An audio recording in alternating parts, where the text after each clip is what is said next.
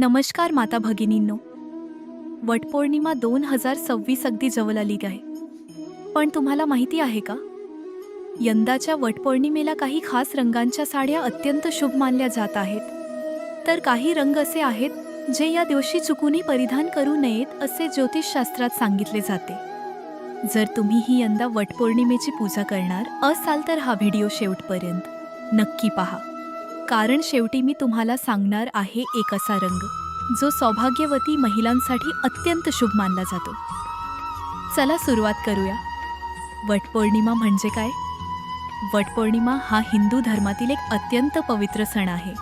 या दिवशी विवाहित स्त्रिया वडाच्या झाडाची पूजा करून आपल्या पतीच्या दीर्घायुष्यासाठी प्रार्थना करतात. या सणामागे सावित्री आणि सत्यवान यांची अमर प्रेमकथा आहे.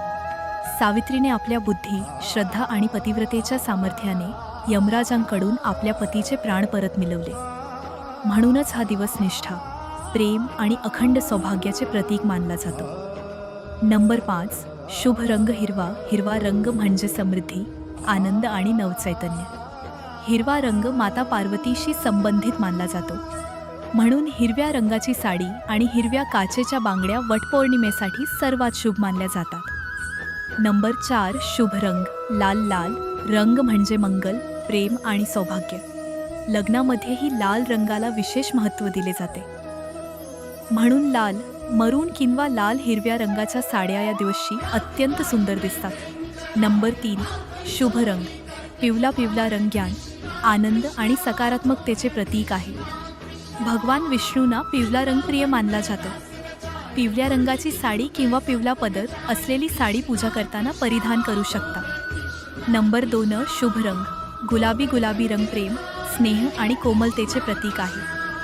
आजकाल अनेक महिला वटपौर्णिमेला गुलाबी पैठणी किंवा सिल्क साडी नेसतात.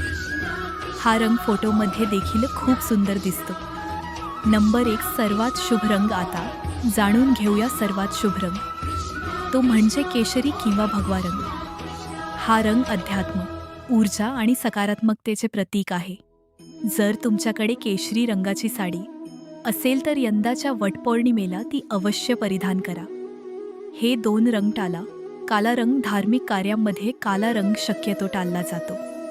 म्हणून काळ्या रंगाची साडी, बांगड्या किंवा ड्रेस परिधान करणे टाळा. पूर्ण पांढरा रंग हा वैराग्याचे प्रतीक मानला जातो.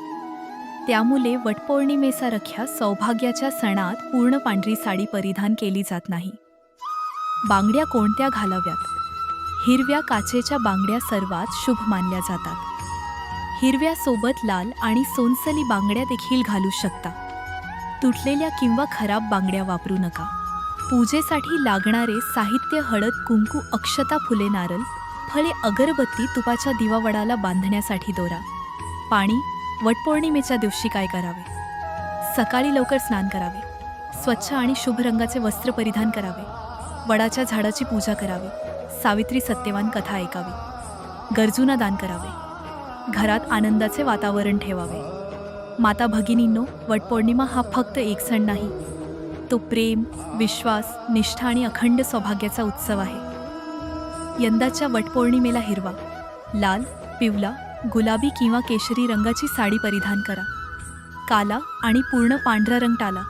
तुम्हा सर्वांना वटपौर्णिमेच्या मनःपूर्वक हार्दिक शुभेच्छा. श्री स्वामी समर्थ. व्हिडिओ आवडला असेल तर लाईक करा, शेअर करा आणि आपल्या चॅनलला सबस्क्राईब करायला विसरू नका. जय जय रघुवीर समर्थ.